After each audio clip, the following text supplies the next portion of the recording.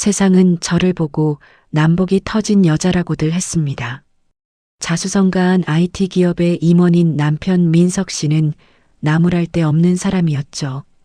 훤칠한 외모에 다정한 말투, 그리고 무엇보다 저를 끔찍이도 아끼는 그 마음씨에 저는 매일이 꿈만 같았습니다.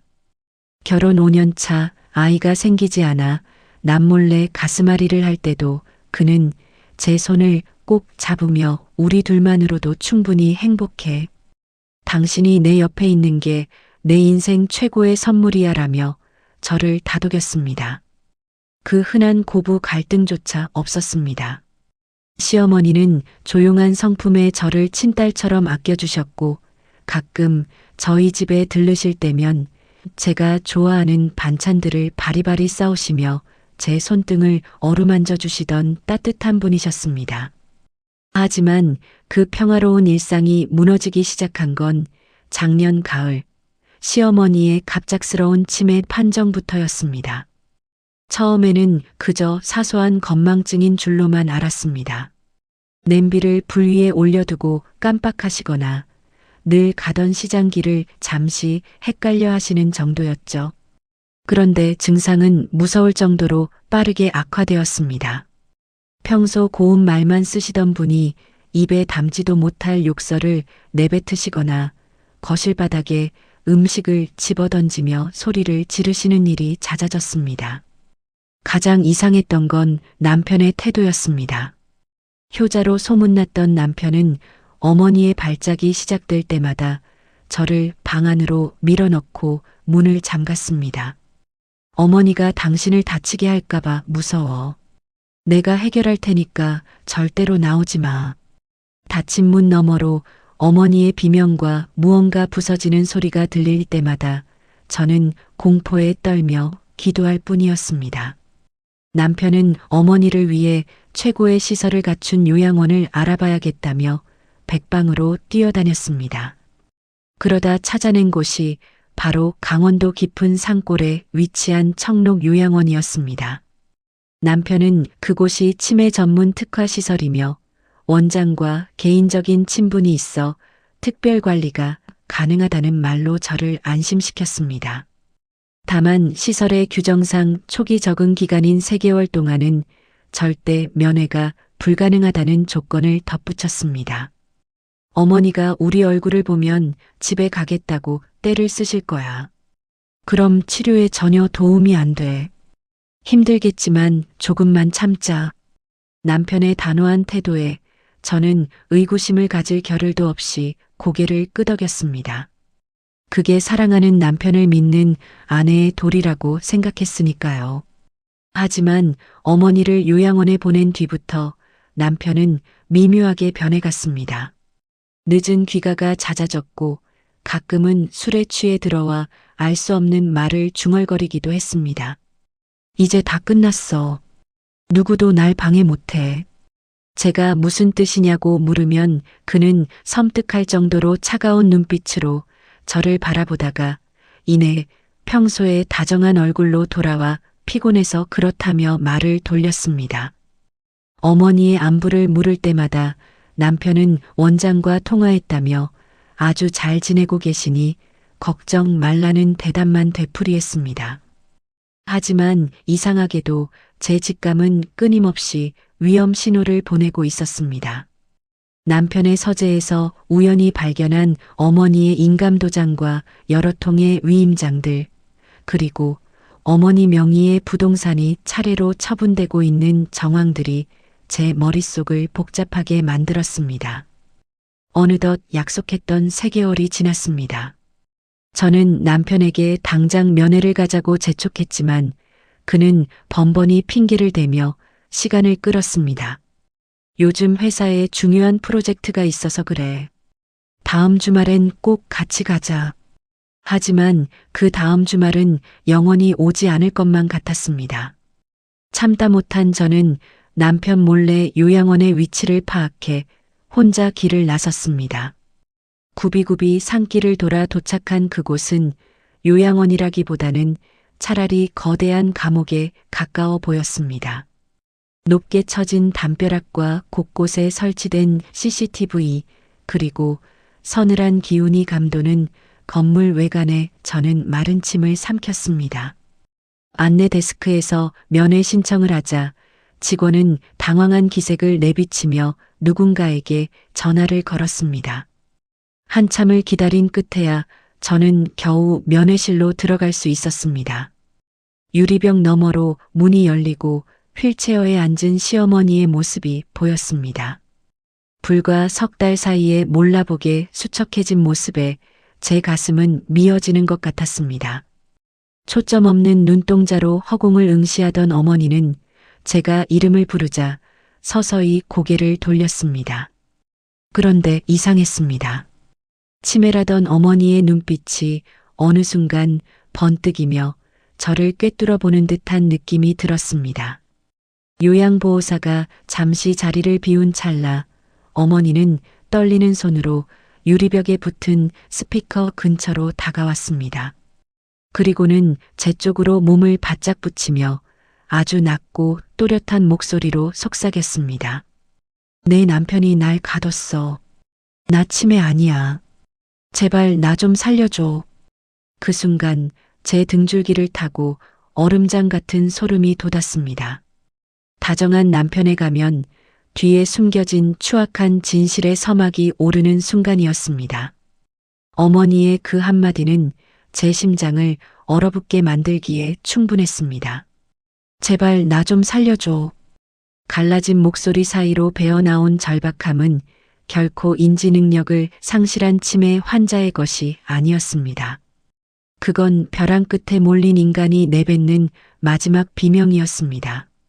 제가 충격에 휩싸여 아무 말도 못하고 멍하니 서 있자 어머니는 제 손을 잡으려 필사적으로 유리벽을 긁어댔습니다. 하지만 그 찰나의 순간은 오래가지 않았습니다.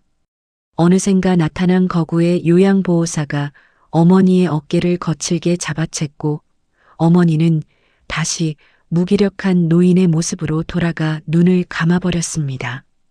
요양보호사는 불쾌하다는 듯 저를 쏘아보며 환자분이 갑자기 발작을 하시네요. 오늘은 이만 돌아가시는 게 좋겠습니다라며 차갑게 저를 밀어냈습니다. 도망치듯 요양원을 빠져나와 운전대를 잡았지만 손이 덜덜 떨려 제대로 기어조차 바꿀 수 없었습니다. 방금 내가 들은 게 환청이었을까? 아니면 정말 민석 씨가? 머릿속에서는 수만 가지 생각이 엉켜 비명을 질러댔습니다. 집으로 돌아오는 길, 저는 남편이 그동안 했던 행동들을 하나하나 복기하기 시작했습니다. 어머니가 갑자기 치매 증상을 보이기 시작한 시점, 남편이 유독 강원도의 그 외진 요양원을 고집했던 이유, 그리고 면회를 극구 반대하며 어머니의 재산을 정리하던 그 신속함까지 모든 조각이 하나의 거대한 음모를 향해 맞춰지고 있었습니다. 그동안 제가 효심이라 믿었던 것들은 어쩌면 어머니를 사회로부터 격리하기 위한 치밀한 계획의 일부였을지도 모른다는 공포가 밀려왔습니다. 집에 도착하자마자 저는 남편의 서재로 향했습니다. 평소 남편은 서재를 자신의 신성 불가침 영역이라며 제가 청소하는 것조차 꺼렸습니다. 예전엔 그저 집중이 필요한 업무 때문이라고 믿었지만 이제는 그 문 너머에 무엇이 숨겨져 있을지 생각만 해도 소름이 돋았습니다. 잠긴 문을 열기 위해 남편의 가방에서 몰래 가져온 열쇠 꾸러미를 하나씩 맞춰보았습니다. 마침내 딸깍하는 소리와 함께 문이 열렸고 저는 어둠이 내려앉은 서재 안으로 발을 들였습니다. 책상 위는 평소처럼 정돈되어 있었지만 저는 책상 밑 안쪽 깊숙한 곳에서 작은 금고 하나를 발견했습니다. 비밀번호는 저희의 결혼기념일도 남편의 생일도 아니었습니다. 혹시나 하는 마음에 입력한 어머니의 생일, 그 숫자가 일치하며 금고의 육중한 문이 열렸습니다. 그 안에서 쏟아져 나온 서류들은 제 상상을 초월하는 것들이었습니다. 어머니의 인감증명서 수십 장과 함께 발견된 건 놀랍게도 정신질환 강제 입원 동의서와 특정 약물의 처방 기록이었습니다. 약물 이름을 검색해 본 저는 경악을 금치 못했습니다. 장기간 복용할 경우 인지 능력을 저하시키고 환각을 유발할 수 있는 치매 증상과 유사한 부작용을 일으키는 강력한 신경안정제였습니다. 남편은 어머니에게 치매가 오게끔 유도하고 있었던 겁니다. 그뿐만이 아니었습니다. 어머니가 평생을 일궈온 강남의 빌딩과 상가들이 이미 남편이 세운 유령회사 명의로 이전되어 있었습니다. 남편은 어머니의 정신이 온전할 때 미리 받아둔 위임장을 악용해 노후 자금을 통째로 집어삼키고 있었던 것입니다. 서류 뭉치 사이에서 낡은 수첩 하나가 툭 떨어졌습니다. 어머니의 필체로 빼곡히 적힌 일기장이었습니다. 첫 페이지를 넘기자마자 저는 입을 막고 주저앉을 수밖에 없었습니다. 민석이가 주는 약을 먹으면 머리가 안개 속을 걷는 것 같다. 아들에게 물어봐도 그저 영양제라고만 한다. 가끔 내가 하지도 않은 말을 했다며 화를 내는 아들의 눈빛이 너무 무섭다. 며느라, 내가 이 글을 본다면 제발. 일기는 거기서 끊겨 있었습니다. 아마도 그날 이후 어머니는 강제로 요양원에 끌려가신 모양이었습니다. 남편은 완벽한 범죄를 위해 가장 사랑하는 어머니를 살아있는 송장으로 만들고 있었습니다. 그 잔인함에 온몸의 털이 곤두섰습니다. 그때였습니다. 현관문이 열리는 소리와 함께 남편의 목소리가 들려왔습니다. 여보, 나왔어. 어디 있어? 평소라면 반갑게 달려갔을 그 목소리가 이제는 지옥에서 온 악마의 속삭임처럼 들렸습니다. 저는 서둘러 서류들을 금고에 집어넣고 문을 잠갔습니다. 심장이 터질 듯이 뛰고 손바닥엔 식은땀이 흥건했습니다. 서재 문을 열고 나가는 찰나 복도 끝에 서 있던 남편과 눈이 마주쳤습니다. 남편은 평소와 다름없는 인자한 미소를 짓고 있었지만 제 눈에는 그 미소 뒤에 숨겨진 칼날이 선명하게 보였습니다. 어라? 당신 왜 내 서재에서 나와? 내가 여기 함부로 들어오지 말라고 했잖아. 남편의 목소리가 평소보다 한 톤 낮게 깔리며 저를 압박해왔습니다. 남편은 천천히 제게 다가왔습니다. 그의 구두 소리가 복도를 울릴 때마다 저는 한 걸음씩 뒤로 물러났습니다. 그는 제 앞에 멈춰 서더니 제 얼굴에 묻은 머리카락을 다정하게 넘겨주었습니다. 하지만 그의 손길은 뱀처럼 차가웠고 저를 빤히 바라보는 눈동자 속에는 소름 끼치는 살기가 서려 있었습니다. 얼굴색이 안 좋네. 어디 아파? 아니면 내가 모르는 곳이라도 다녀온 거야? 남편의 질문에 저는 숨이 멎을 것만 같았습니다. 과연 그는 제가 요양원에 다녀왔다는 사실을 알고 있는 걸까요? 저는 이제 이 집에서, 아니 이 남자로부터 무사히 빠져나갈 수 있을지 확신할 수 없었습니다. 하지만 한 가지 분명한 건 이제부터 제가 어머니를 구하기 위한 목숨 건 싸움을 시작해야 한다는 사실이었습니다. 남편의 서늘한 시선이 제 얼굴 곳곳을 훑고 지나갔습니다. 심장이 흉벽을 뚫고 나올 듯 요동쳤지만 저는 죽으림을 다해 경직된 안면 근육을 끌어올렸습니다. 아, 미안해. 서재 선반에 두었던 내 귀걸이 한쪽이 없어진 것 같아서 청소하다 흘렸나 싶어서 잠깐 들어왔어. 제 목소리는 미세하게 떨리고 있었지만 남편은 그저 무심하게 고개를 끄덕였습니다. 그는 제 어깨를 가볍게 쥐며 거실로 이끌었습니다. 조심해야지. 소중한 거잖아. 그런데 여보, 당신 요즘 좀 예민해 보여. 얼굴도 창백하고 어머니 일로 너무 신경 써서 그런가? 다정한 걱정의 말이었지만 그 속에는 따리를 튼 독사처럼 날카로운 경고가 숨어 있었습니다. 그날 밤 식탁 위에 놓인 남편의 국그릇과 제 국그릇에 김 모락모락 나는 풍경이 생경하게 느껴졌습니다. 남편은 평소처럼 제 숟가락 위에 반찬을 올려주며 환하게 웃었지만 저는 그 미소 뒤에서 칼날을 갈고 있을 괴물을 보았습니다. 저녁 식사 후 남편이 건네준 따뜻한 차 한 잔을 마시고 난 뒤였습니다. 갑자기 머리가 무거워지며 시야가 흐릿해지기 시작했습니다. 팔다리에 힘이 쭉 빠지며 손가락 하나 까딱하기 힘든 기묘한 무력감이 온몸을 덮쳤습니다. 설마 나에게도? 공포가 엄습했습니다. 저는 간신히 정신을 붙잡고 침대에 누운 척하며 남편의 동태를 살폈습니다. 남편은 제가 잠든 것을 확인하려는 듯 한참을 침대 곁에 서서 저를 내려다보았습니다. 어둠 속에서도 느껴지는 그의 시선은 마치 해부대 위의 시체를 관찰하는 의사처럼 차갑고 건조했습니다. 이윽고 그가 방을 나가는 소리가 들렸고 저는 입술을 깨물어 통증을 유발하며 억지로 의식을 깨웠습니다. 거실에서 들려오는 남편의 낮은 통화 소리에 귀를 기울였습니다. 응, 이제 곧 잠들 거야. 용량은 조금씩 늘리고 있어. 어머니 때보다 반응이 빠르네. 걱정 마, 의심 같은 거 할 지능도 안 되는 여자니까.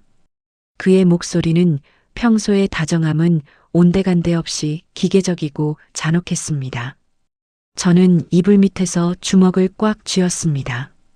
지능도 안 되는 여자라니. 5년 동안 제 곁에서 사랑을 속삭이던 남자가 저를 바라보던 시선은 동반자가 아닌 처분해야 할 골칫덩이 혹은 돈줄에 불과했던 것입니다. 남편이 전화를 끊고 다시 방으로 들어오는 기척에 저는 급히 잠든 척 숨소리를 골랐습니다. 그는 제 머리칼을 쓸어 넘기며 중얼거렸습니다. 미안해, 여보. 하지만 당신이 너무 많은 걸 알면 우리 둘 다 힘들어져. 그냥 어머니처럼 조용히 쉬고 있어. 그게 모두를 위한 길이야. 그의 손길이 닿는 곳마다 소름이 돋아 비명을 지르고 싶었지만 저는 끝내 눈을 뜨지 않았습니다. 이제 이 집은 더 이상 안식처가 아닌 서서히 조여오는 교수대와 같았습니다. 다음 날 아침 남편이 출근하자마자 저는 집안 곳곳을 뒤지기 시작했습니다. 어젯밤 느꼈던 그 이질적인 감각은 분명 약물 때문이었습니다. 주방 찬장 깊숙한 곳, 영양제통으로 위장된 병 안에서 저는 전날 서재 금고에서 보았던 것과 똑같은 성분의 가루약을 발견했습니다. 남편은 치밀하게도 매일 제가 마시는 물이나 음식에 이 약을 조금씩 섞어왔던 것입니다. 어머니가 겪었던 그 안개 속을 걷는 듯한 증상을 저에게도 그대로 재현하고 있었습니다. 분노로 손이 부르르 떨렸습니다. 그는 저를 서서히 무너뜨려 치매 환자로 몰아간 뒤 어머니와 같은 요양원에 가두고 제 이름으로 된 모든 자산을 가로챌 계획이었던 게 분명했습니다. 저는 떨리는 손으로 약통의 사진을 찍고 증거로 남기기 위해 약 가루를 조금 덜어 작은 비닐봉지에 담았습니다. 조사를 이어가던 중 저는 거실 천장의 화재 경보기와 안방의 탁상시계 안에서 교묘하게 숨겨진 초소형 카메라를 발견했습니다. 남편은 집 밖에서도 스마트폰을 통해 제 일거수일투족을 감시하고 있었던 것입니다. 어제 제가 서재에 들어갔던 것도 아마 실시간으로 보고 있었을 터였습니다. 그런데 왜 그는 당장 화를 내지 않았을까요?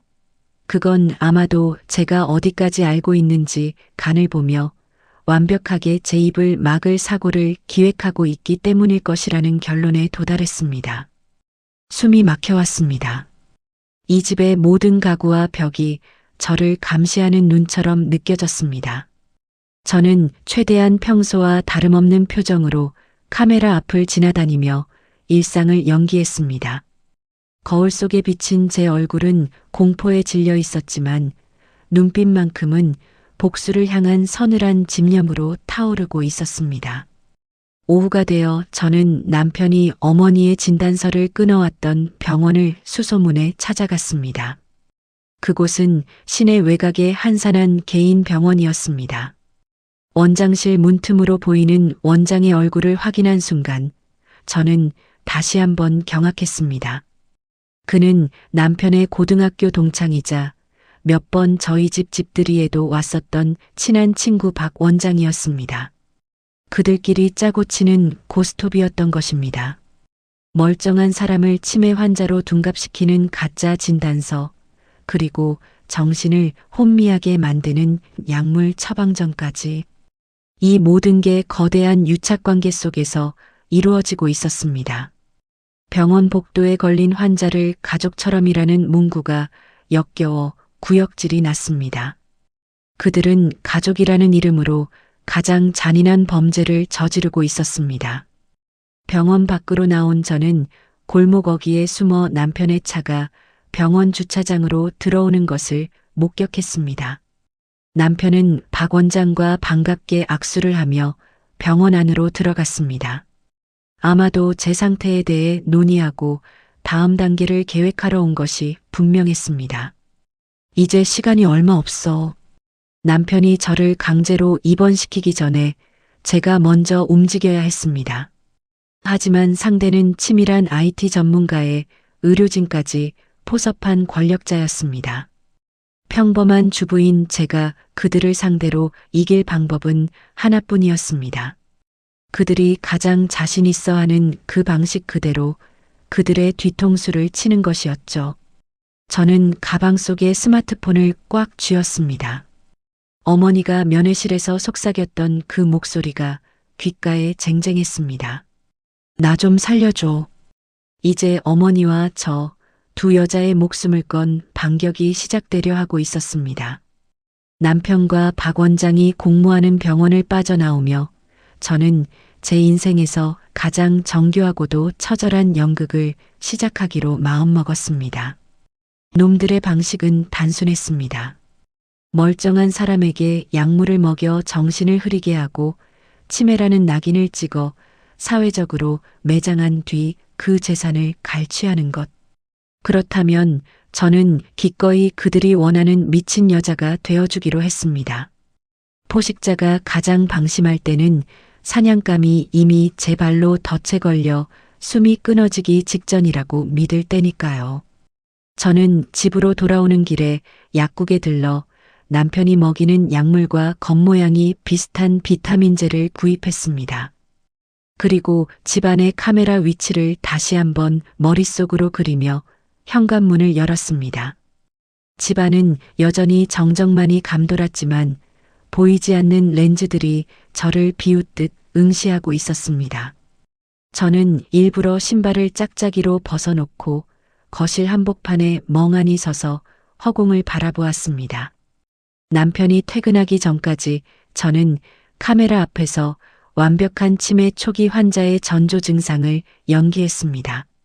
냉장고 문을 열어둔 채 한참을 서 있거나 리모컨을 들고 전화기인 양중얼거리는 시기였죠. 하지만 제 심장은 공포로 터질 듯 뛰고 있었습니다. 혹시라도 남편이 실시간 모니터링 중에 제 눈빛에서 서늘한 이성을 읽어낼까봐 저는 끊임없이 제 자신을 세뇌했습니다.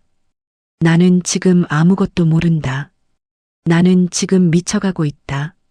남편이 퇴근했을 때 저는 주방 바닥에 주저앉아 그릇들을 무질서하게 늘어놓고 있었습니다. 남편은 당황한 척 연기하며 달려와 저를 일으켜 세웠습니다. 여보, 이게 다 뭐야? 왜 이러고 있어? 그의 목소리는 걱정으로 가득했지만 제 어깨를 감싸 쥔 그의 손가락 끝은 미세하게 떨리고 있었습니다. 그건 슬픔이 아니라 자신의 계획이 드디어 결실을 보기 시작했다는 짜릿한 희열의 떨림이었습니다. 저는 초점 없는 눈으로 그를 바라보며 아주 느릿하게 대답했습니다. 민석 씨, 이상해. 자꾸 어머니 목소리가 들려. 주방 밑에서 나를 부르는 것 같아. 제 말에 남편의 눈동자가 잠시 흔들렸습니다. 죄책감 때문이 아니라 제가 언급한 어머니라는 단어가 주는 불길함 때문이었겠죠. 그날 밤 남편은 평소보다 더 많은 양의 가루약을 제 물컵에 섞었습니다. 저는 그가 보는 앞에서 물을 마시는 척했지만 입안에 머금고 있다가 그가 고개를 돌린 틈을 다 미리 준비한 수건에 뱉어냈습니다. 그리고는 침대에 누워 사지를 비틀며 헛소리를 내뱉었습니다. 어머니, 죄송해요. 나도 곧 갈게요. 남편은 제 침대 곁에 앉아 제 이마를 짚어주며 낮은 목소리로 속삭였습니다. 그래, 여보. 조금만 참아. 이제 곧 편안해질 거야. 그곳엔 어머니도 계시니까 외롭지 않을 거야. 그가 말하는 그곳이 요양원을 빙자한 지옥이라는 것을 알기에 저는 이불 속에서 손톱이 살을 파고들 정도로 주먹을 꽉 쥐었습니다. 이 남자는 저를 죽이지는 않되 사회적 생명을 끊어버릴 작정이었습니다. 남편이 샤워하러 들어간 사이 저는 아주 짧은 찰나의 기회를 포착했습니다. 카메라 사각지대인 욕실 옆 작은 벽장 안으로 숨어들어 숨겨두었던 두 번째 스마트폰을 꺼냈습니다. 남편 몰래 개통한 선불폰이었죠. 저는 미리 연락해두었던 심부름센터 직원에게 메시지를 보냈습니다.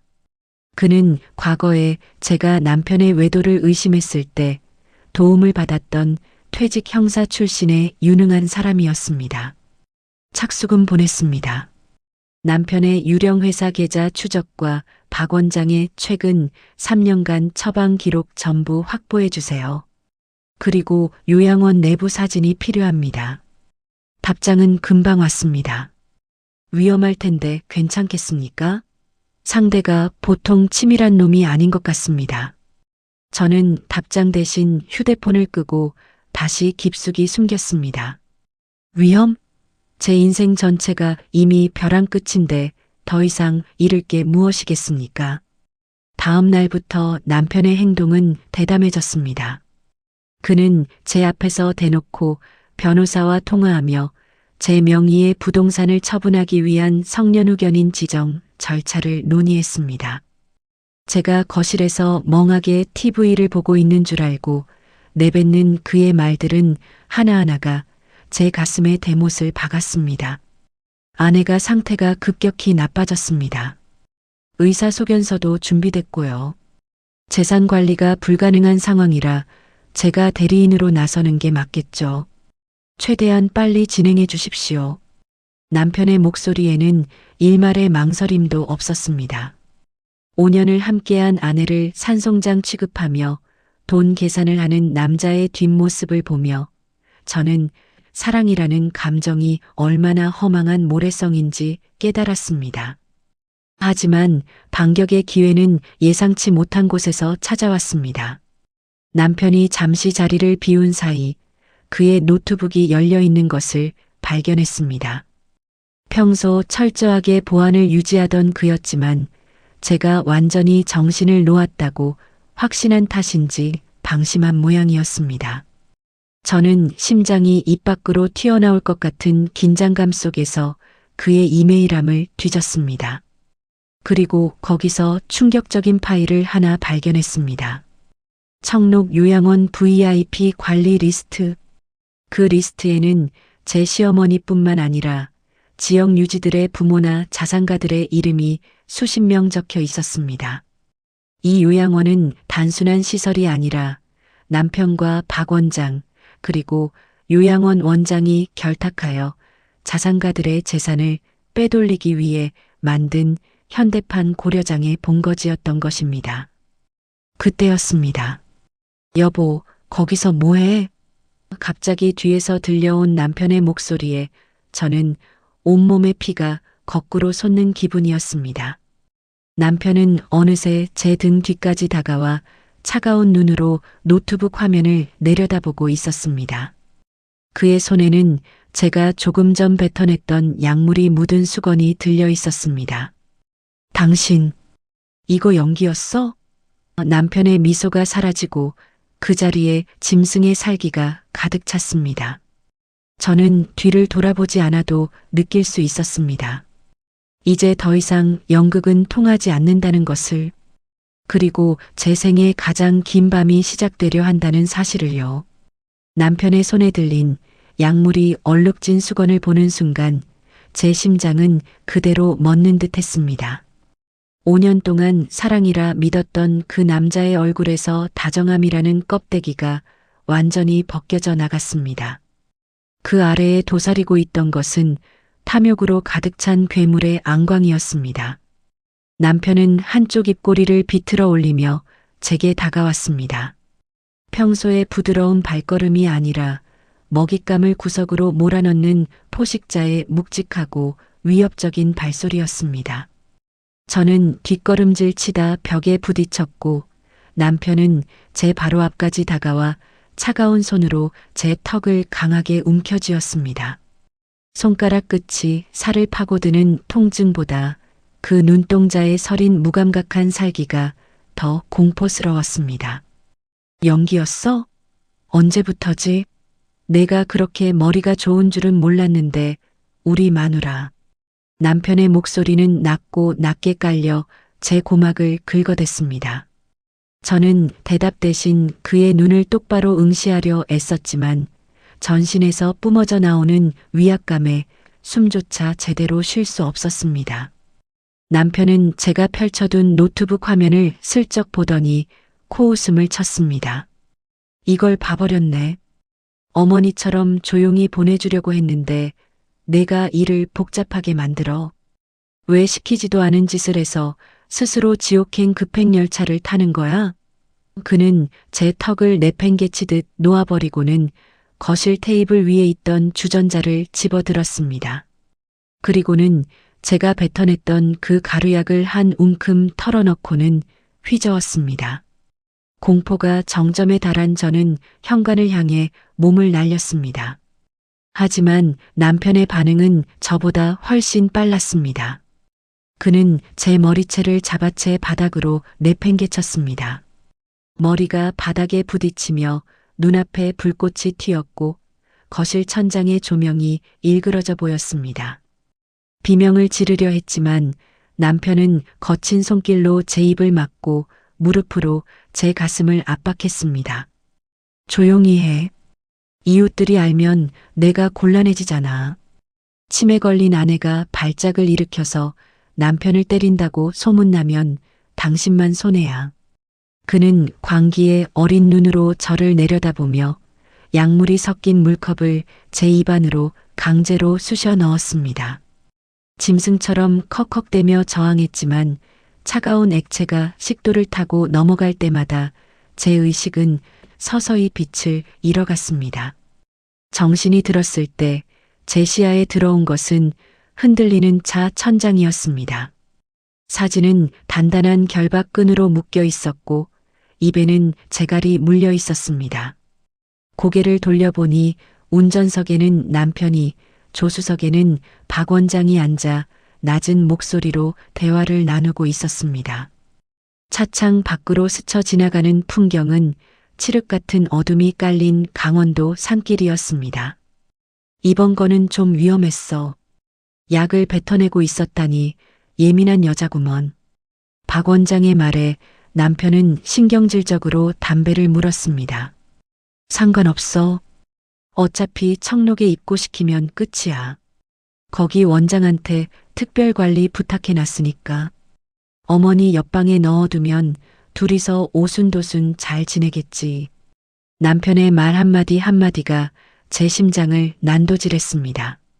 그는 저를 인간이 아닌 처분해야 할 재고 물량 정도로 생각하고 있었습니다.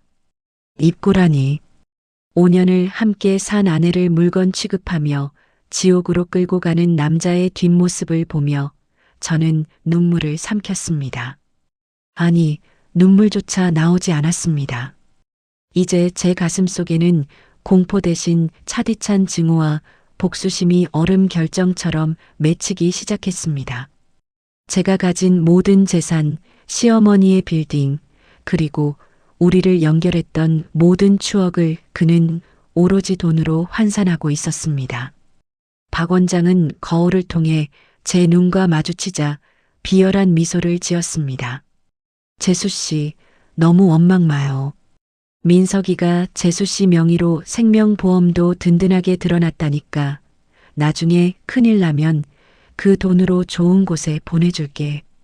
차는 마침내 지난번 보았던 그 거대한 감옥, 청록 요양원 앞에 멈춰 섰습니다. 정문의 육중한 철문이 열리는 소리가 마치 지옥의 문이 열리는 소리처럼 들렸습니다. 남편은 저를 짐짝처럼 들쳐매고 지하복도로 향했습니다. 일반 환자들이 머무는 화려한 상층부와는 달리 지하는 습한 곰팡이 냄새와 비릿한 소독약 냄새가 진동하는 밀실들이 줄지어 있었습니다. 원장이라는 남자가 나타나 남편과 악수를 나누며 저를 훑어보았습니다. 이쪽이 그 특별 환자입니까? 걱정 마십시오. 우리 시설은 한번 들어오면 본인의 의지로는 절대 나갈 수 없는 곳이니까요. 저는 차가운 시멘트 바닥의 방으로 던져졌습니다. 남편은 결박을 풀어주는 대신 제 귓가에 입술을 갖다 대고 마지막으로 속삭였습니다. 여기서 평생 속죄하며 살아. 나를 의심한 대가야. 아, 그리고 당신 인감도장은 내가 잘 쓸게. 고마워, 여보. 철문이 닫히는 육중한 굉음과 함께 빛이 사라졌습니다. 어둠 속에서 저는 벽 너머에서 들려오는 미세한 신음소리를 들었습니다. 살려줘. 제발. 그건 분명 시어머니의 목소리였습니다. 남편은 정말로 저를 어머니의 옆방에 가둔 것이었습니다. 하지만 놈은 한 가지 간과한 게 있었습니다. 제가 완전히 정신을 잃기 전 남편의 차 뒷좌석 틈새에 제 두 번째 스마트폰의 녹음 기능을 켠 채 숨겨두었다는 사실을요. 놈들의 모든 자백과 범죄 공모가 지금 이 순간에도 기록되고 있었습니다. 이제 저는 이 지옥에서 살아나가 저 악마들을 처단할 단 한 번의 기회를 기다려야만 했습니다. 차가운 시멘트 바닥에서 전해지는 한기는 뼛속까지 파고들었습니다.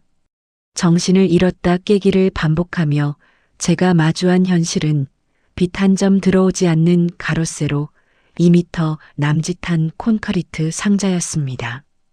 천장에 달린 희미한 전등만이 이곳이 무덤이 아님을 증명하고 있었죠.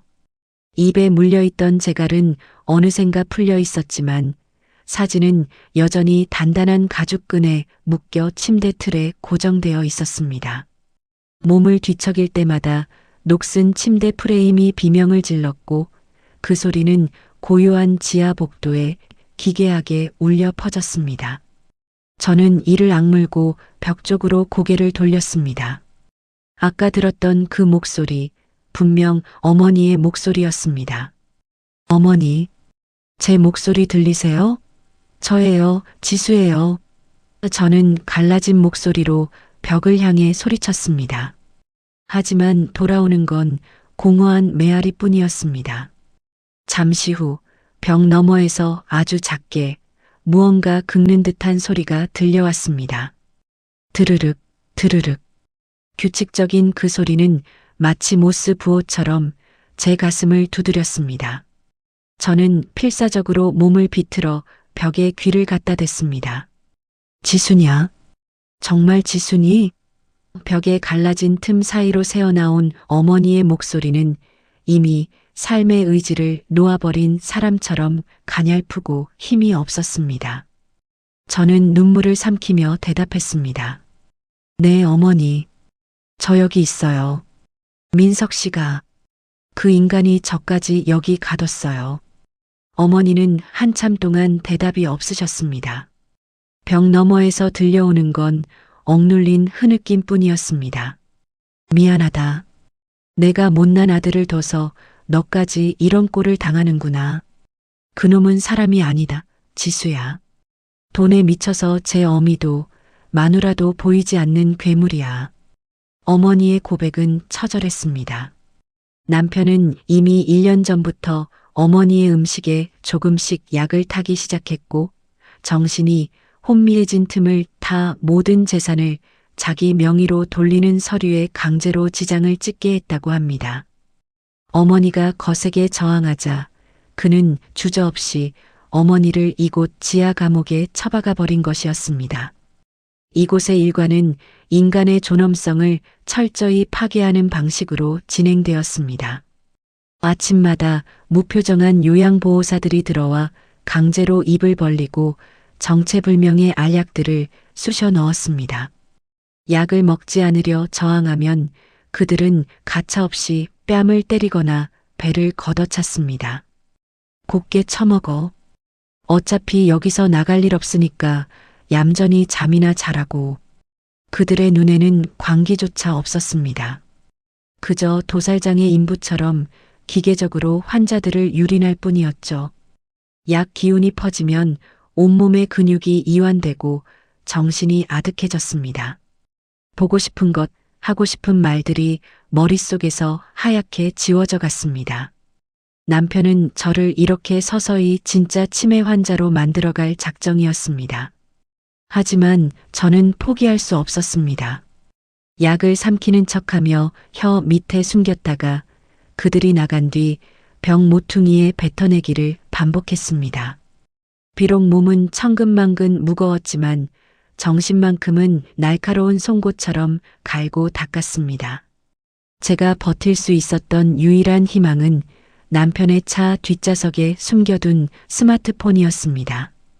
그 안에는 남편과 박 원장의 추악한 공모 현장이 고스란히 담겨 있을 것이었습니다. 놈들이 차를 세차하거나 정리하다가 발견하지만 않는다면 그 녹음 파일은 제가 이 지옥을 무너뜨릴 유일한 폭탄이 될 터였습니다. 지하 복도에서는 가끔 다른 방 환자들의 비명이 들려왔습니다. 내보내줘. 나는 미치지 않았어. 우리 아들이 나를 찾으러 올 거야. 그 절규들은 시간이 지날수록 힘을 잃고 잦아들었습니다.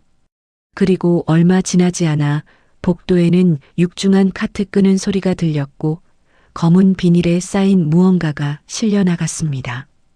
이곳은 치료를 위한 요양원이 아니라 사회에서 지워져야 할 사람들을 소리 소문 없이 처리하는 거대한 소각장이었습니다. 남편이 리스트에서 보았던 수많은 자산가 이름들이 떠올랐습니다. 그들도 아마 이 차가운 지하 바닥에서 이름 없는 시신이 되어 나갔을 것입니다. 어느 날 밤 복도 끝에서 구두 소리가 들려왔습니다.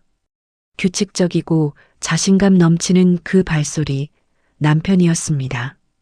철문이 열리고 남편이 환한 조명과 함께 나타났습니다.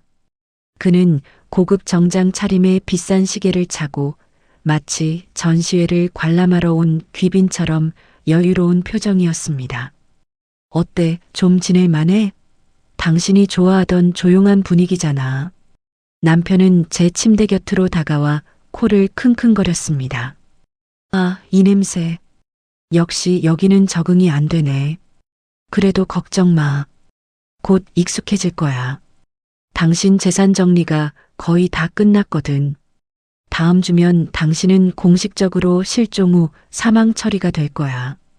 남편은 제 뺨을 툭툭 치며 비열하게 웃었습니다. 죽어서라도 고마워해. 당신 보험금으로 내가 더 큰 사업을 시작할 수 있게 됐으니까. 저는 남편의 얼굴에 침을 뱉고 싶었지만 약 기운을 연기하기 위해 초점 없는 눈으로 허공만 바라보았습니다. 남편은 제 무기력한 모습에 만족한 듯 방을 나갔습니다. 하지만 그는 몰랐습니다. 그가 방심하고 제 곁에 머물렀던 그 짧은 시간 동안 제가 그의 정장 주머니에서 슬쩍한 것이 무엇인지 말입니다. 그것은 바로 요양원 전체의 보안 시스템을 해제할 수 있는 마스터 키카드였습니다. 남편이 제 지능을 무시하고 가까이 다가온 것이 그의 인생 최대의 실수가 될 것임을 저는 어둠 속에서 확신했습니다. 남편이 나간 뒤 방 안은 다시 죽음 같은 정적에 잠겼습니다. 하지만 제 심장은 아까보다 수천 배는 더 빠르게 고동치고 있었습니다. 손바닥 안에 든 차가운 플라스틱 조각, 남편의 주머니에서 목숨 걸고 훔쳐낸 마스터 키카드가 제 손을 태울 듯 뜨겁게 느껴졌습니다. 놈은 저를 지능 없는 여자라 비웃으며 제 곁에 너무 가까이 다가왔고 그 오만이 결국 제게 지옥문의 열쇠를 넘겨준 꼴이 되었습니다. 저는 덜덜 떨리는 손으로 침대 틀에 묶인 가죽끈을 풀기 위해 온 힘을 다했습니다. 약 기운 때문에 손가락 끝에 감각이 없었지만 입술을 피가 나도록 깨물며 억지로 의식을 붙잡았습니다. 손등에 살점이 벗겨지는 고통 끝에 마침내 한쪽 손이 자유로워졌고 순차적으로 온몸을 묶고 있던 사슬 같은 속박에서 벗어날 수 있었습니다. 바닥에 발을 내딛는 순간 극심한 빈혈과 약물 부작용으로 세상이 뱅글뱅글 돌았습니다. 저는 벽을 짚고 간신히 중심을 잡으며 철문 옆에 카드 리더기에 키카드를 갖다 댔습니다. 삐빅 마이너스 경쾌하면서도 불길한 전자음과 함께 육중한 철문이 스르르 열렸습니다. 복도는 여전히 어둡고 습했습니다. 저는 복도 끝에 설치된 CCTV의 각도를 계산하며 최대한 몸을 낮춰 옆방으로 향했습니다. 어머니가 계신 방의 리더기에 카드를 찍자 문이 열리며 퀴퀴한 곰팡이 냄새가 확 끼쳐왔습니다. 침대 위에 힘없이 누워있던 어머니는 갑작스러운 빛에 눈을 가늘게 뜨셨습니다. 제가 다가가 입을 막으며 속삭이자 어머니의 눈에 말로 다할 수 없는 경악과 희망이 동시에 교차했습니다. 어머니, 정신 차리세요. 저예요. 이제 여기서 나가야 해요. 저는 어머니를 묶고 있던 끈을 신속하게 풀어냈습니다. 어머니는 너무 오랫동안 갇혀 계셨던 탓인지 다리에 힘을 주지 못하셨습니다. 저는 어머니의 팔을 제 어깨에 두르고 부축하며 복도로 나섰습니다. 매 순간이 살얼음판을 걷는 듯 했습니다. 지하 복도 곳곳에는 굳게 닫힌 문들이 줄지어 있었고 그 너머에서는 가끔 짐승의 신음 같은 헛소리들이 새어나왔습니다.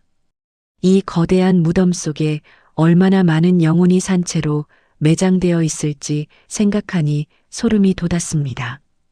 우리는 엘리베이터 대신 비상계단을 택했습니다. 계단을 한 칸씩 오를 때마다 제 허벅지는 터질 듯 비명을 질렀고 어머니의 가쁜 숨소리는 제 귓가를 아프게 때렸습니다. 1층으로 통하는 비상문을 살짝 열자 화려한 로비의 불빛이 보였습니다. 낮에는 치매 환자들의 낙원처럼 꾸며진 이곳이 밤에는 얼마나 소름 끼치는 위선의 공간인지 저는 똑똑히 보고 있었습니다. 안내 데스크에는 경비원 2명이 졸고 있었고 그 뒤로 거대한 모니터 수십 개가 시설 곳곳을 비추고 있었습니다. 저는 그들이 깨어나기 전에 로비를 가로질러 주차장으로 나가야 했습니다. 하지만 그때 복도 저편에서 원장과 남편의 목소리가 들려왔습니다. 내일 아침 일찍 처리하는 걸로 하죠. 장기 기증 서류는 이미 조작해놨습니다. 박 원장 병원으로 이송하는 도중에 사망하는 걸로 시나리오 짜놨으니까 걱정 마세요. 남편의 무미건조한 목소리에 제 심장이 바닥으로 툭 떨어졌습니다. 내일 아침 저와 어머니는 이 세상에서 영원히 지워질 예정이었던 것입니다. 공포가 엄습했지만 저는 오히려 더 차분해졌습니다. 놈들의 확신이 곧 저의 무기가 될 것이었습니다. 저는 어머니를 세탁실 대형 수거함 뒤에 잠시 숨겨두고 원장실로 조심스럽게 접근했습니다. 마스터 키카드는 원장실 문도 가볍게 열어주었습니다. 원장실 내부는 온갖 훈장과 감사장으로 가득했지만 그 이면은 추악하기 그지없었습니다. 책상이 금고를 열자 수십 명의 노인으로부터 가로챈 인감도장과 부동산 권리증, 그리고 놈들이 나눈 뒷돈의 장부들이 쏟아져 나왔습니다. 저는 미리 챙겨온 비닐봉지에 그 증거물들을 쑤셔 넣었습니다. 그리고 원장의 컴퓨터를 켜서 서버에 저장된 CCTV 원본 데이터와 환자 학대 정황이 담긴 비밀 폴더를 제 개인 메일로 전송하기 시작했습니다. 전송률을 나타내는 파란색 막대가 느릿느릿 올라갈 때마다 제 목줄이 조여오는 것 같았습니다. 복도에서는 원장과 남편의 웃음소리가 점점 가까워지고 있었습니다. 80%, 90%, 마침내 완료 메시지가 떴습니다. 저는 흔적을 지우고 방을 빠져나오려던 찰나 원장실 책상 위에 놓인 전화기 수신 기록에서 익숙한 번호를 발견했습니다. 그것은 경찰서의 한 간부 번호였습니다. 놈들은 이미 공권력까지 매수하여 거대한 카르텔을 형성하고 있었던 것입니다. 이건 단순히 도망쳐서 해결될 일이 아니야. 저는 깨달았습니다. 평범하게 신고했다가는 오히려 놈들에게 제 위치만 알려주는 꼴이 될 것이었습니다. 저는 원장실 구석에 놓인 휘발유통을 발견했습니다. 소방 점검용으로 구비해 둔 것 같았지만 이제는 제 복수의 도구가 될 차례였습니다. 저는 복도 구석구석에 휘발유를 뿌리며 세탁실로 돌아왔습니다. 어머니는 두려움에 떨면서도 제 손을 꼭 잡으셨습니다. 지수야, 무섭구나. 우리가 정말 살아서 나갈 수 있을까? 저는 어머니의 눈을 똑바로 바라보며 대답했습니다. 어머니, 저 짐승들을 심판하기 전까지는 절대로 안 죽어요. 믿으세요. 저는 주머니에서 라이터를 꺼냈습니다. 그리고 세탁실에 쌓여있던 낡은 환자복 더미에 불을 붙였습니다. 순식간에 불길이 치솟으며 검은 연기가 복도를 가득 채웠고 요란한 화재경 보음이 시설 전체에 울려 퍼지기 시작했습니다. 혼란을 틈타 주차장으로 빠져나가는 길, 저는 멀리서 당황하며 뛰어다니는 남편과 원장의 실루엣을 보았습니다. 그들의 일그러진 표정을 보며 저는 난생 처음으로 차가운 희열을 느꼈습니다. 주차장에 도착했을 때 남편의 차는 구석에 세워져 있었습니다. 저는 떨리는 손으로 차 밑바닥을 더듬었습니다. 그리고 마침내 며칠 전 숨겨두었던 제 두 번째 스마트폰을 찾아냈습니다. 화면을 켜자 수십 시간 동안 녹음된 남편의 살기 가득한 대화들이 고스란히 저장되어 있었습니다. 이제 모든 퍼즐 조각이 맞춰졌습니다. 저는 불길에 휩싸인 요양원을 뒤로하고 어머니를 차에 태웠습니다. 이제 시작이에요, 어머니. 저 인간들이 꿈꿔왔던 그 지옥이 어떤 곳인지 제가 직접 보여줄게요. 제 눈빛은 더 이상 피해자의 그것이 아니었습니다. 그것은 포식자의 목줄을 끊어버리려는 사냥꾼의 서늘한 안광이었습니다. 거울 속에 비친 불길은 밤하늘을 붉게 물들이며 서서히 멀어져 갔습니다. 제 뒤로 남겨진 그 생지옥, 청록 요양원이 무너져 내리는 광경을 보며 저는 가속 페달을 밟았습니다. 옆자리에 앉은 어머니는 여전히 몸을 떨며 창밖을 응시하고 계셨습니다. 자유라는 감각이 너무 낯설어서인지 아니면 아직도 아들에게 배신당했다는 사실이 믿기지 않으시는지 어머니의 눈망울은 초점이 없었습니다. 저는 한 손으로 어머니의 거친 손등을 꽉 쥐었습니다. 어머니, 이제 다 왔어요. 다시는 그 어둠 속으로 돌아가지 않을 거예요. 제가 약속해요. 제 목소리는 낮았지만 그 안에는 강철 같은 결의가 서려 있었습니다. 차를 몰고 도착한 곳은 시내에서 한참 떨어진 외곽의 낡은 모텔이었습니다.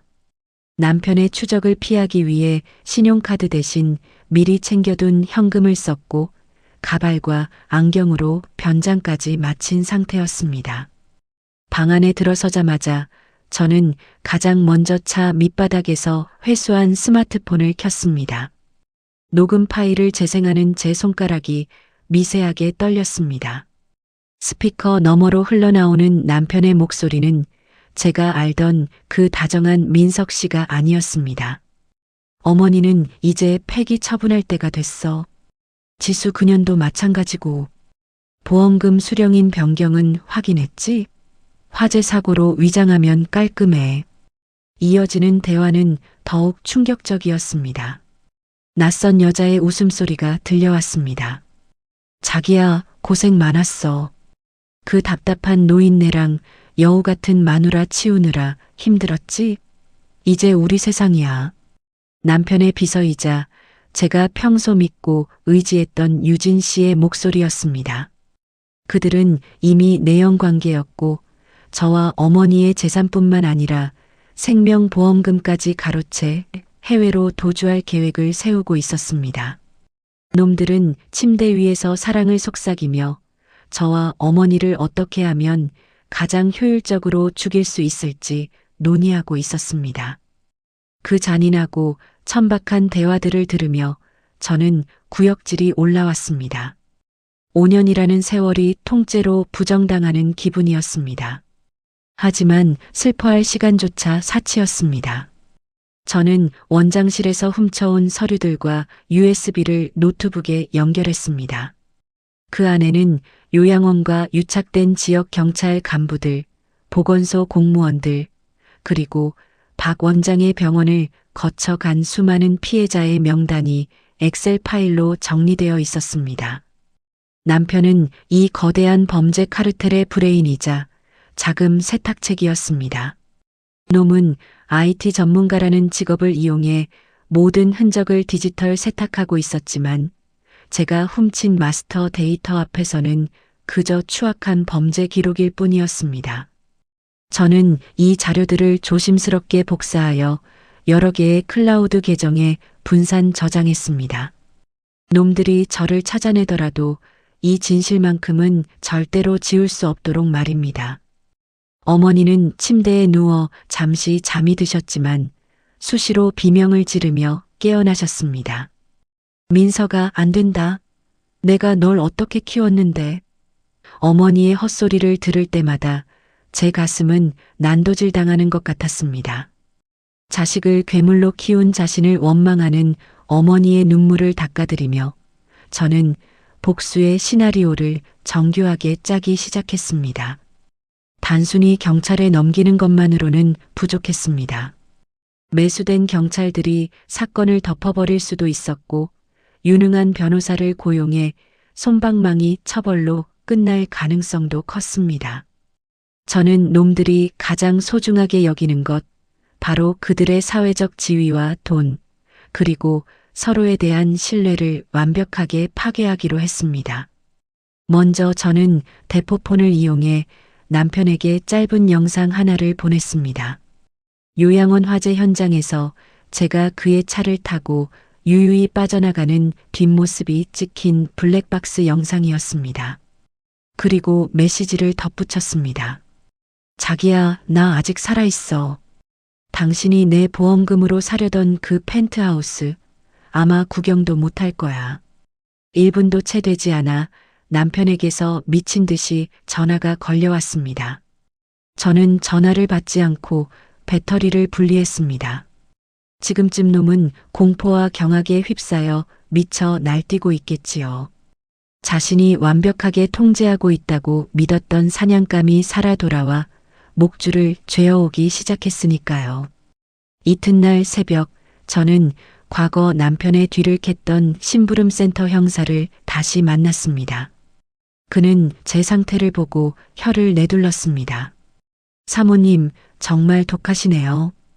그 지옥에서 살아나오다니. 저는 그에게 거액의 수임료를 건네며 마지막 임무를 맡겼습니다. 놈들의 자금줄인 유령 회사의 서버를 마비시키고 박 원장의 병원에 보관된 불법 약물들의 위치를 파악하는 것이었습니다. 또한 남편과 유진의 불륜 현장 사진을 가장 자극적인 제목으로 언론사에 제보할 준비도 마쳤습니다. 하지만 이건 시작에 불과했습니다. 놈들이 공들여 쌓아 올린 가짜 인생의 탑을 가장 화려한 순간에 무너뜨리는 것, 그것이 제가 설계한 마지막 무대였습니다. 저는 거울 앞에 서서 제 얼굴을 들여다보았습니다. 초췌하고 헬쑥해졌지만 눈빛만큼은 그 어느 때보다 서늘하게 빛나고 있었습니다. 민석 씨, 당신이 나를 미친 여자로 만들려고 했지? 이제 진짜 광기가 뭔지 내가 보여줄게. 저는 준비해둔 검은색 정장을 입고 놈들의 은신처로 향했습니다. 그곳은 남편이 새로 분양받은 최고급 주상복합 건물이었습니다. 놈들이 승전보를 울리며 샴페인을 터뜨릴 그 시간에 저는 지옥의 사자가 되어 그 문을 열 계획이었습니다. 이제 덫은 놓였고 짐승들은 제 발로 낭떠러지를 향해 달려오고 있었습니다. 카운트다운은 시작되었습니다. 강남 한복판, 하늘을 찌를 듯 솟아오른 주상복합 건물의 60층 펜트하우스, 통창 너머로 보이는 서울의 야경은 보석을 뿌려놓은 듯 찬란했지만 제 눈에는 그저 타오르는 불지옥의 불꽃처럼 보였습니다. 남편 민석 씨가 저와 어머니의 피땀 섞인 재산을 가로채 분양받은 이 공간은 그가 꿈꾸던 탐욕의 성지이자 제가 설계한 처형장이 될 곳이었습니다. 저는 심부름 센터를 통해 확보한 예비 카드키를 이용해 소리 없이 현관문을 열었습니다. 대리석 바닥 위로 제 구두 소리가 죽은 듯이 잦아들었습니다. 거실에서는 경쾌한 재즈 음악과 함께 샴페인 잔이 부딪히는 소리, 그리고 역겨운 웃음소리가 새어나오고 있었습니다. 자기야, 이번에 넘긴 빌딩 중도금 들어왔어. 이제 우리 진짜 스위스로 떠나는 거야? 유진의 간드러진 목소리에 남편은 호탕하게 웃으며 대답했습니다. 그럼. 지수 그녀는 이미 요양원 화재로 흔적도 없이 사라졌을 테니 걱정 마. 경찰들도 대충 사고사로 종결짓기로 했으니까. 이제 우린 이 지긋지긋한 한국을 떠나서 왕족처럼 사는 일만 남았어. 놈들은 죽음보다 차가운 탐욕에 취해 제가 보낸 경고 영상조차 그저 미친 여자의 마지막 발악쯤으로 치부한 모양이었습니다. 아니, 어쩌면 그 오만함이 놈들의 눈을 가리고 있었던 것이겠죠. 저는 천천히 어둠 속에서 걸어 나와 거실의 화려한 샹들리에 조명을 한 번에 켰습니다. 순간 쏟아지는 불빛 아래 두 사람의 얼굴이 경악으로 물들었습니다. 샴페인 잔을 들고 유진의 허리를 감싸 안고 있던 남편의 눈동자가 지진이라도 난 듯 격렬하게 흔들렸습니다. 유진은 비명을 지르며 뒤로 물러났고 남편은 유령이라도 본 사람처럼 입을 벌린 채 굳어버렸습니다. 저는 무표정한 얼굴로 소파에 앉아 그들을 내려다보았습니다. 안녕 여보. 내가 죽은 줄 알았는데 살아서 돌아오니까 좀 당황스럽나 봐. 샴페인 맛이 참 좋겠네. 우리 어머니랑 내 목숨값으로 산 술이라 그런가. 제 목소리는 얼음장처럼 차가웠고 그 어느 때보다 단단했습니다. 남편은 금세 평정을 되찾으려 애쓰며 비열한 웃음을 지어 보였습니다. 지수야, 너 정말 대단하다. 거기서 어떻게 빠져나왔어? 하지만 내가 착각하는 게 하나 있는데 너 혼자 여기 온다고 뭐가 달라질 것 같아? 이미 서류상으로 넌 실종됐고 내 재산은 다 내 거야. 지금 당장 무단 침입으로 신고하면 감옥에 가는 건 너라고. 그는 성큼성큼 제게 다가와 제 손목을 부러뜨릴 듯 움켜쥐었습니다. 5년 동안 제 손을 다정하게 잡아주던 그 손길은 이제 사리를 가득 담은 흉기가 되어 있었습니다. 하지만 저는 눈 하나 깜빡하지 않았습니다. 오히려 그를 향해 가련하다는 듯 비웃음을 날려주었습니다. 민석 씨, 당신은 IT 전문가라면서 디지털 흔적이 얼마나 무서운지 벌써 잊었나 봐? 저는 주머니에서 스마트폰을 꺼내 테이블 위에 올렸습니다. 화면 속에는 남편이 박 원장과 나눈 대화, 유진과 공모하여 어머니를 요양원에 가둔 기록, 그리고 요양원의 비리와 살인 방조 정황이 담긴 파일들이 실시간으로 한 유명 탐사보도 프로그램의 유튜브 채널을 통해 생중계되고 있었습니다. 동시 접속자 수 50만 명. 채팅창은 이미 남편과 유진의 신상 정보로 도배되고 있었고 그들이 저지른 악행에 분노한 대중의 비난이 폭포수처럼 쏟아지고 있었습니다. 남편의 얼굴이 잿빛으로 변했습니다. 그는 미친 듯이 제 스마트폰을 뺏으려 했지만 저는 이미 원격 제어로 모든 데이터를 전 세계 서버에 배포한 상태였습니다. 당신이 방금 말한 무단 침입? 신고해봐. 지금 이 아파트 밑에 경찰차 5대가 와 있어.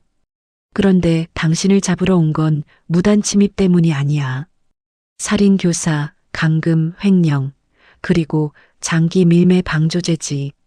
제 말이 끝나기가 무섭게 아파트 밖에서 요란한 사이렌 소리가 들려왔습니다. 유진은 바닥에 주저앉아 울기 시작했고 남편은 광기에 어린 눈으로 거실 구석에 놓인 와인 오프너를 집어들었습니다. 인연이 너만 죽으면 돼. 너만 입 다물면 다 끝낼 수 있어. 남편이 짐승처럼 울부짖으며 제게 달려들었습니다. 하지만 저는 피하지 않았습니다. 그가 제 목을 조르려던 찰나 서재 뒤편에 숨어있던 퇴직 형사 출신 심부름센터 직원들이 남편을 제 앞에 바닥에 처박았습니다. 놈의 고개가 차가운 대리석 바닥에 짓눌린 채 꺾였습니다. 저는 남편의 귀에 입술을 바짝 대고 마지막으로 속삭였습니다. 당신이 그랬지? 어머니 옆방에서 평생 속죄하며 살라고. 아니, 당신은 어머니가 계셨던 그 지옥보다 1000배는 더 고통스러운 곳으로 가게 될 거야. 거기서 당신이 버린 사람들의 비명소리를 들으며 평생 썩어라. 경찰들이 들이닥쳐 남편의 손목에 차가운 수갑을 채웠습니다. 놈은 끌려가면서도 지수야. 내가 미안해. 제발 한 번만 용서해줘. 라며 구질구질하게 빌어댔습니다. 하지만 저는 그 비참한 몰골을 보며 단 한 방울의 눈물도 흘리지 않았습니다. 5년의 결혼 생활, 제가 사랑했던 남자는 이미 숲속 요양원 지하에서 사라졌습니다. 이제 남은 건 법의 심판을 받아야 할 범죄자뿐이었습니다. 유진 역시 수갑을 찬 채 얼굴을 가리고 연행되었습니다. 텅 빈 펜트하우스에 홀로 남은 저는 테이블 위에 놓인 샴페인 잔을 들어 창밖으로 던져버렸습니다. 유리 깨지는 소리가 들린 뒤 저는 비로소 가슴 깊은 곳에서 올라오는 차가운 평온을 느꼈습니다. 이제 마지막 한 사람이 남았습니다. 이 모든 비극의 공범이자 증거를 조작했던 박 원장. 그를 향한 저의 최종적인 참교육이 시작되려 하고 있었습니다. 남편 민석 씨와 내연녀 유진이 수갑을 찬 채 끌려나간 뒤 세상은 마치 폭풍이 지나간 자리처럼 고요하면서도 소란스러웠습니다. 실시간 스트리밍의 위력은 대단했습니다. 다정한 남편의 가면을 쓴 살인마라는 제목의 뉴스는 포털 사이트 메인을 도배했고 분노한 대중은 놈들의 엄벌을 촉구하는 국민청원을 쏟아냈습니다. 하지만 제 복수의 여정에는 아직 치워야 할 오물이 하나 더 남아 있었습니다. 바로 이 거대한 범죄 카르텔의 의학적 자문을 담당하며 멀쩡한 사람들을 산송장으로 만들었던 죽음의 의사 박 원장이었습니다. 그는 남편의 체포 소식을 듣자마자 병원 문을 걸어 잠그고 해외 도주를 준비하고 있었습니다. 저는 그가 공항으로 향하기 직전 최후의 심판을 내리기 위해 그의 병원으로 향했습니다. 병원 로비는 이미 아수라장이었습니다. 제가 미리 연락해 두었던 피해자 가족 수십 명이 몰려와 울부짖으며 박 원장의 이름을 외치고 있었습니다. 저는 그들의 절규를 뒤로하고 원장실 문을 부수듯 열어젖혔습니다. 박 원장은 금고 안에 현금 다발을 가방에 쑤셔 넣다 저를 보고 사색이 되어 주저앉았습니다. 재수 씨, 아니 지수 씨, 제발 살려줘. 난 시키는 대로만 했을 뿐이야. 민석이가 다 시킨 거라고. 비겁하게 친구의 뒤에 숨으려는 그의 추악한 모습에 저는 침을 뱉어주고 싶었습니다. 저는 그에게 제가 요양원 원장실에서 훔쳐온 그 비밀 장부를 던졌습니다. 그 안에는 박 원장이 지난 5년간 허위로 발급한 수백 건의 치매 진단서와 불법 약물 투여 기록이 빼곡히 적혀 있었습니다. 박 원장, 당신이 의사 면허를 따던 날 했던 선서를 기억해? 당신 손에 들린 건 메스가 아니라 사람들을 죽이는 칼이었어. 제 말에 박 원장은 바닥을 기며 제 바짓가랑이를 붙잡았습니다. 하지만 저는 차갑게 그의 손을 뿌리쳤습니다. 뒤따라 들어온 보건복지부 관계자와 수사관들이 그의 손목에 수갑을 채웠고 그의 의사 면허는 현장에서 영구 박탈되었습니다. 그가 공들여 쌓아 올린 명성과 부, 사회적 지위가 단 몇 분 만에 모래성처럼 무너져 내리는 광경은 그 어떤 영화보다 통쾌한 사이다였습니다. 그는 끌려가는 순간까지도 자신의 죄를 뉘우치기보다 잃어버린 돈과 명예를 아까워하며 비명을 질렀습니다. 짐승에게는 인간의 언어가 통하지 않는다는 사실을 저는 다시 한번 깨달았습니다. 모든 상황이 정리된 뒤 저는 어머니를 모시고 다시 청록 요양원을 찾았습니다. 불길에 그을린 그 지옥 같은 건물은 이제 폐쇄되어 출입금지 구역이 되어 있었습니다. 저는 그곳의 차가운 지하복도 대신 햇살이 가득 내리쬐는 바닷가 근처의 따뜻한 재활병원으로 어머니를 옮겨드렸습니다. 놈들이 강제로 먹였던 독한 약물을 해독하고 꾸준한 심리 치료를 병행하자 어머니의 눈동자에는 조금씩 생기가 돌아오기 시작했습니다. 어느 날 오후 휠체어에 앉아 바다를 바라보던 어머니가 제 손을 꼭 잡으며 말씀하셨습니다. 지수야, 고맙다. 내가 나를 그리고 우리 가문을 살렸구나. 그 한마디에 지난 수개월간 제 가슴을 짓눌렀던 거대한 바위덩어리가 눈 녹듯 사라지는 기분이었습니다. 남편 민석 씨는 살인 교사와 감금, 횡령, 그리고 마약류 관리법 위반 등 수십 가지 혐의가 적용되어 징역 25년이라는 중형을 선고받았습니다. 유진 역시 공범으로 인정되어 10년형을 선고받고 교도소 담벼락 뒤로 사라졌습니다. 놈들이 그토록 탐냈던 제 재산과 어머니의 빌딩들은 모두 제자리로 돌아왔습니다. 저는 남편과 이혼 소송을 마무리하며 그가 숨겨두었던 비자금까지 싹싹 긁어내어 피해자들의 치료비로 기부했습니다. 돈에 미쳐 사람을 배신한 남자에게 내려줄 수 있는 가장 잔인한 벌은 그가 그토록 사랑했던 돈을 단 1원도 남김없이 빼앗아 버리는 것이라고 생각했기 때문입니다. 이제 제 일상은 다시 평온을 되찾았습니다. 아침이면 어머니와 함께 산책을 하고 오후에는 제가 직접 운영하게 된 작은 도서관에서 아이들을 맞이합니다. 거울 속에 비친 제 얼굴은 더 이상 공포에 질린 피해자가 아닙니다. 스스로를 구원하고 사랑하는 사람을 지켜낸 승리자의 얼굴입니다. 가끔 남편과 함께했던 행복했던 순간들이 떠오르기도 하지만 저는 더 이상 흔들리지 않습니다. 그건 그 남자가 연기했던 허상일 뿐이고 지금의 이실인 정의가 진짜 제 삶이기 때문입니다. 배신은 뼈아팠지만 그 시련은 저를 불사조처럼 다시 태어나게 했습니다. 사건이 모두 종결된 뒤 저는 남편이 수감된 교도소로 마지막 면회를 갔습니다.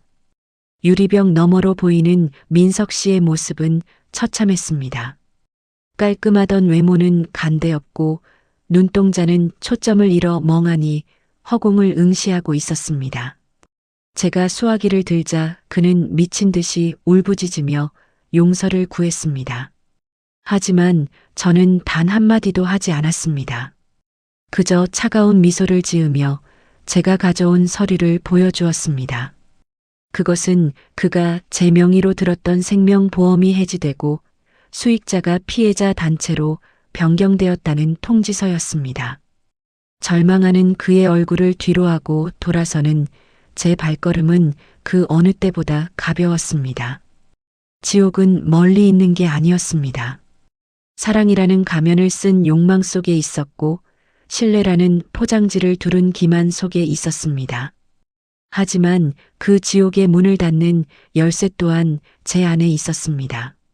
저는 이제 제 과거를 덮고 새로운 장을 써내려가려 합니다. 억울하게 고통받는 누군가가 있다면 제 이야기가 작은 희망의 등불이 되기를 바랍니다. 진실은 반드시 승리하며 악인은 결국 자신이 판 무덤에 스스로 갇히게 된다는 그 당연한 진리를 저는 제 목숨을 걸고 증명해냈습니다. 이제 제 위에는 먹구름이 걷히고 찬란한 태양이 다시 떠오르고 있습니다. 저의 진정한 인생은 이제부터 시작입니다.